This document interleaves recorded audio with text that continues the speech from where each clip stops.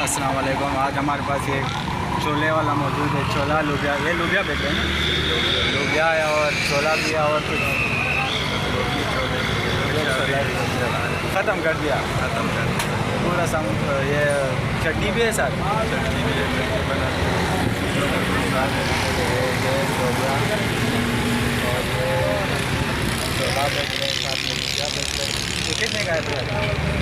ये सस्ता है, 50 रुपये का लोबिया और 50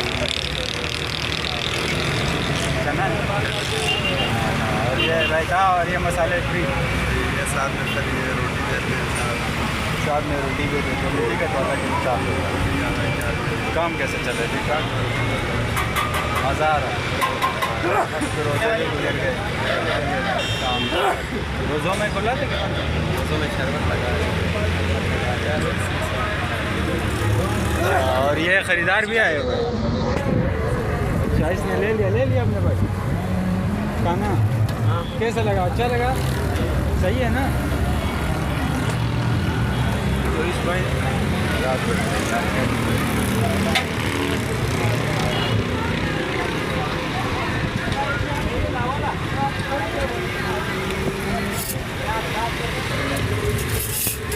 ये कितना कैसा है?